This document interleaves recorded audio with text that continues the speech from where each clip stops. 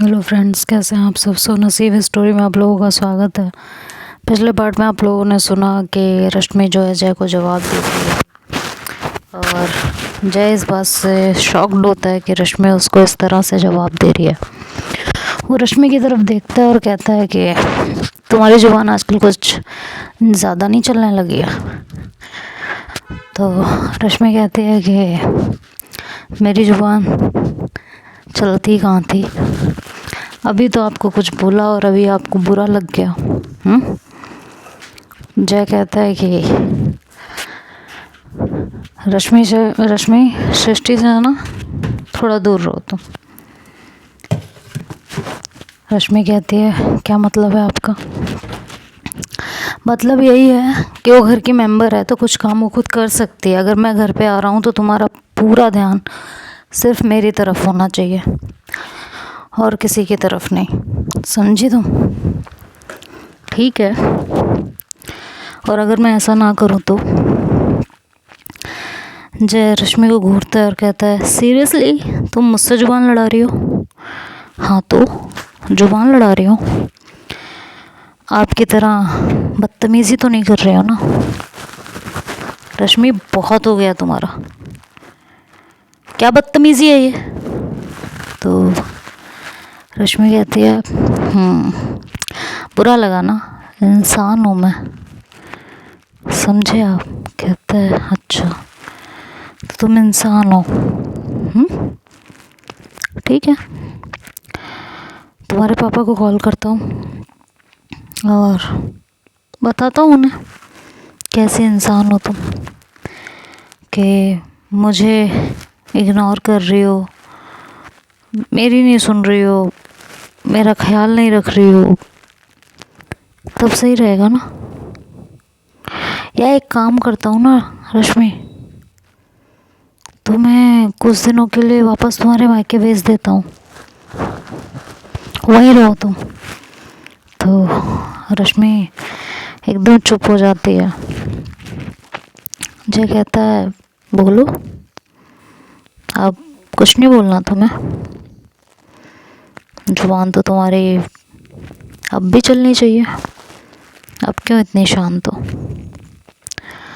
रश्मि कहती है जय आप बात को बढ़ा रहे हैं। रश्मि तुम्हें क्या लगता है मुझे नहीं पता है तुम्हारे पापा ने इतनी जल्दी मुझ जैसे लड़के से तुम्हारी शादी क्यों कर दी। क्या लगता है तुमको, इसलिए तुमसे कह रहा हूँ सृष्टि से दूर रहो। जय तुम ऐसा सोच भी कैसे सकते हो मेरे बारे में, मैं इतने साल से तुम्हारे साथ हूँ, तुमने क्या कभी ऐसा कुछ भी देखा है जो तुम मेरे बारे में इस तरह से सोच रहे हो और इस तरह की बातें कर रहे हो। तुम ही मुझे बताओ। रश्मि मैंने नहीं देखा और शायद इसीलिए तुम अभी तक मेरे साथ रह रही हो।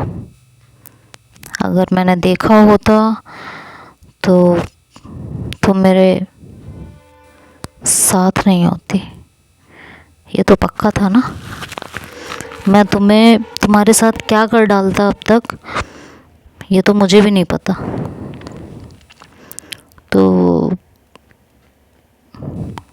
मुझसे बहस ना करके जो मैंने कहा है उस पे ध्यान दो,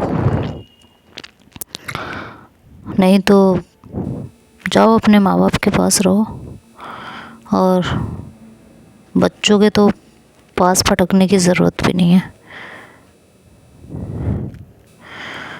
लेकिन जब तुम गलत सोच रहे हो यार मेरे बारे में, ऐसा ऐसा ऐसा कुछ भी नहीं है।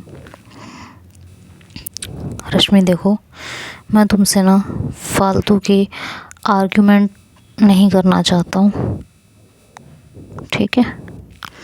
क्या था, क्या सही है, क्या गलत है, मुझे इन चीज़ों में नहीं पड़ना। मैं सिर्फ एक बात जानता हूँ, तुम लड़कियों से दूर रहा करो। सृष्टि मेरी बहन है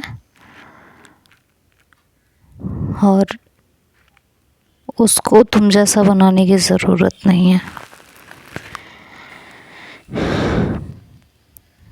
रश्मि कहती है, जय, इतने सालों से मैं तुम्हारे साथ तुम्हारे घर में रह रही हूँ, तुम्हें अभी भी लगता है कि मैं ऐसी हूँ? मैं नहीं हूँ ऐसी जैसा तुम मुझे समझ रहे हो। मैं नहीं हूँ ऐसी। जो उस समय हुआ था उसमें भी मेरी कोई गलती नहीं थी जय। प्लीज़ मेरी बात सुनो और समझो। जय कहता है, पता है मुझे तुम्हारी गलती नहीं थी, जानता हूँ, समझता भी हूँ, लेकिन मैं चांस नहीं लेना चाहता क्योंकि उसका सबसे बड़ा रीज़न तो तुमने मुझे दिया हुआ है ना। मैंने?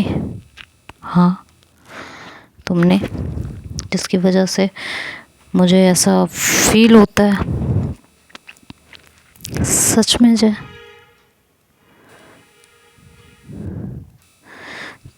तुम ऐसा बोल रहे हो? हाँ, मैं ऐसा बोल रहा हूँ रश्मि, मैं ऐसा बोल रहा हूँ। मैं जब जब तुम्हारे पास आता हूँ तुम इस तरह से रिएक्ट करती हो, क्या कहूँ अब मैं तुम्हें, तुम खुद समझदार हो। और यही रीज़न है कि मेरा बिहेवियर तुम्हारे लिए ऐसा है, समझी तुम? तुमने मुझे आज तक दिल से अपनाया ही नहीं है। हमारी शादी को इतने साल हो चुके हैं, तुम कब अपने आप अपनी मर्ज़ी से मेरे पास आई हो, मुझे ये बताओ। शादी के पहले दिन से लेके आज इतने दिन बीत चुके हैं, कब आई हो तुम अपनी मर्ज़ी से मेरे पास? अगर तुम ऐसी नहीं हो तो तुम्हारा मन क्यों नहीं करता किसी चीज़ के लिए? जवाब दो ना मुझे। है तुम्हारे पास कोई जवाब जो तुम मुझे दे सको? बोलो, बोलो ना, अब चुप क्यों हो? अभी तक तो तुम मुझे कह रही थी मैं तुम्हारे बारे में ऐसा कैसे सोच सकता हूँ, ऐसा कैसे कह सकता हूँ, तो अब तुम मुझे जवाब दो। जय, मेरी शादी जिस सिचुएशन में हुई थी, मैं उस ट्रॉमा से ही कभी बाहर नहीं निकल पाई। उसके बाद तुम्हारा बिहेवियर मेरे प्रति हमेशा बिगड़ता रहा। तुम्हारा व्यवहार हमेशा ऐसे रहा जैसे तुम मुझे इस घर की नौकरानी बना के लाए हो। तुमने कभी सही से मेरे साथ व्यवहार किया ही नहीं। रश्मि, इसकी वजह तुम ही हो ना। हर पति को अपनी पत्नी से बहुत सारी उम्मीदें होती हैं, उसी तरह मुझे भी तुमसे थी, लेकिन मुझे क्या मिला? तुमसे दूरी, तुम्हारा इग्नोरेंस, और क्या मिला मुझे? तो जय, जब तुम्हें मेरे बारे में सब पता ही था तो मुझसे शादी नहीं करनी चाहिए थी ना। क्योंकि बिल्कुल नहीं करनी चाहिए थी तुम्हें मुझसे शादी। तुम्हें तो साफ साफ मेरे घर वालों को कह देना चाहिए था कि आपकी लड़की ऐसी है, पता नहीं मेरे साथ सही से रहेगी कि नहीं रहेगी। क्यों नहीं कहा था? जवाब दो। मैंने तो तुम्हें बता दिया कि तुम शुरू से मेरे साथ इस तरह से पेश आए हो, तुमने कभी मुझसे प्यार से बात नहीं की, हमेशा मेरे ऊपर रौब दिखाया है, मुझे अपने पैरों की जूती समझा है। तो मुझसे कैसे उम्मीद कर सकते हो तुम किसी भी चीज़ की? बोलो। तुमने शादी के लिए तभी मना क्यों नहीं किया? तुम्हें तो तभी मना कर देना चाहिए था। तुम्हें तो तभी पता चल जाना चाहिए था कि मैं तुम्हें कभी वो सुख दूंगी ही नहीं, अगर तुम मेरे बारे में ऐसा सोचते हो तो।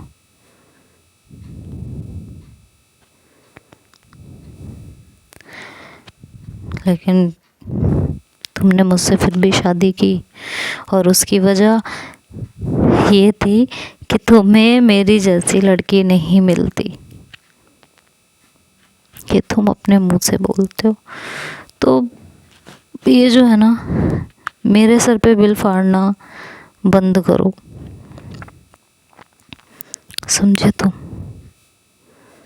क्योंकि ये बहुत हो चुका। हर चीज़ के लिए मुझे दोषी ठहराना बंद करो। ये मुझसे अब और बर्दाश्त नहीं होता। जितना मैं कर सकती थी उतना बर्दाश्त मैंने कर लिया है। अच्छा, तो तुम बर्दाश्त नहीं करोगी तो क्या करोगी, ज़रा मैं भी तो सुनूं। मैं अपने बच्चों को लेके तुमसे अलग हो जाऊंगी। अच्छा, और कैसे कैसे सरवाइव करोगी रश्मि, ये सोचा है कभी? पढ़ी लिखी नहीं हो, 12th पास हो तो माना तुम्हारे 12th में बहुत अच्छे मार्क्स थे।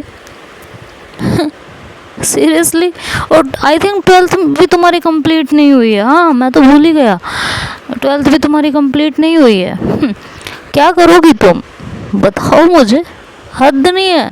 अरे कुछ बोलने से पहले सोच तो लो। और कैसे अपने बच्चों को लेके, वो सिर्फ तुम्हारे बच्चे नहीं है रश्मि, वो बच्चे मेरे भी हैं, ठीक है? और अब जितने ख्याली पुलाव तुम बना रही हो ना, इनको ख्यालों में ही रहने दो तो अच्छा है। मैंने तुमसे यहाँ इतनी लंबी चौड़ी बहस के लिए तुम्हें नहीं बुलाया था। अपनी आवाज़ नीचे करके मुझसे बात करो, जितना कहा करूँ ना उतना सुना करो। बेवजह मुझसे आर्ग्यू करने की तुम्हें कोई ज़रूरत नहीं है, ठीक है ना? अब चल के सो जाओ, मैं चेंज करके आ रहा हूँ। और बाहर जाने की ज़रूरत नहीं है, लेकिन बच्चों को सृष्टि संभाल लेगी। मैं खा पी के आया हूँ, मेरे को टेंशन नहीं है। इस रूम से अब तुम बाहर नहीं जाओगी, दैट्स इट। रश्मि बहुत सारे बहाने मारती है बाहर जाने के लिए, बहुत सारी चीज़ें कहती है, लेकिन वो एक नहीं सुनता। कहता है तुम इस रूम से बाहर नहीं जाओगी, दैट्स माय ऑर्डर। वो चेंज करके आता है और फिर एज़ यूजुअल रश्मि के साथ पूरी रात बिताता है, उसके साथ, उसके जिस्म के साथ खेलते हुए। रश्मि की आवाज़ को फिर से उसके कुछ ना कर पाने की बेबसी उसे दबा दिया जाता है।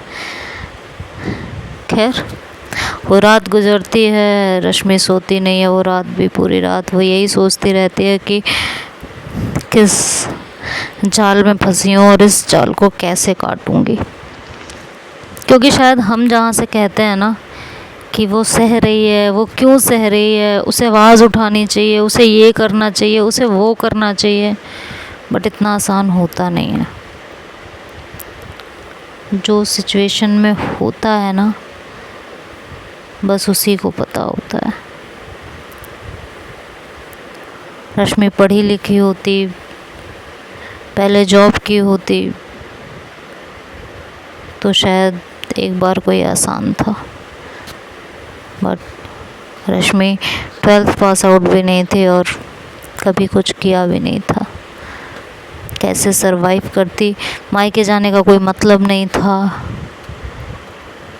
नेहा कितना सपोर्ट कर पाती है उसे। तो हम लोगों के लिए कहना बहुत आसान होता है, लेकिन असली बेबसी, असली दर्द वही जानता है जो उस सिचुएशन से गुजर रहा होता है। रात कटती है, सुबह होती है और रश्मि उठ के बाहर आ जाती है। सृष्टि ऑलरेडी उठ चुकी होती है और वो ब्रेकफास्ट की तैयारी कर रही होती है। रश्मि वहाँ जाके खड़ी होती है और कहती है कि आप क्यों उठ गई, मैं कर लेती ना। कहती है कि कोई बात नहीं भाभी, मैं करूँ आप करें, बात एक ही है। अब इस घर में मैं रह रही हूँ तो इस घर के कुछ काम मुझे भी करने चाहिए।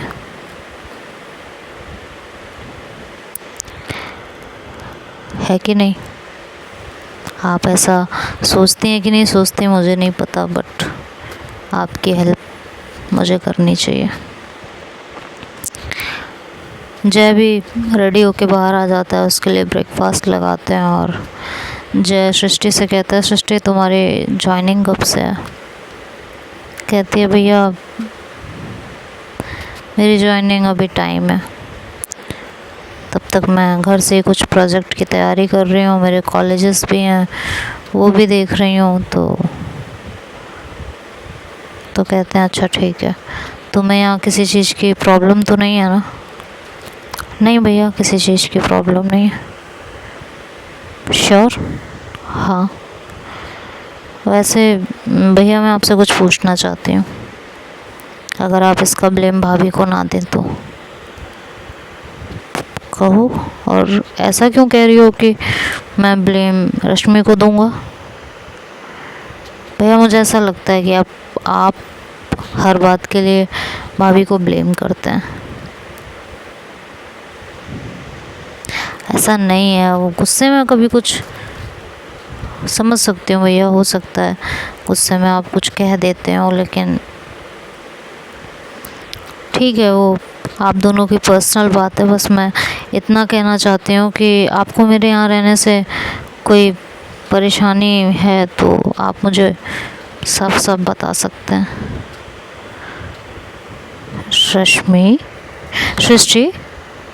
सृष्टि तुम ऐसा क्यों कह रही हो? हाँ भैया मुझे ऐसा लगा इसलिए मैंने कह दिया। मैं छुपा के रहने वालों में से नहीं हूँ। मेरे दिल दिमाग में जो रहता है वो मैं साफ साफ बोल देती हूँ। आपको बुरा लगा है तो आई एम सॉरी, लेकिन मुझे ऐसा लगता है। तो कहता है कि ऐसा कुछ भी नहीं है और ये फालतू के ख्याल अपने दिमाग में मत लाया करो। समझ गई तुम? जी भैया। और ऐसा तुम्हें क्यों लगा? मुझे क्यों लगा?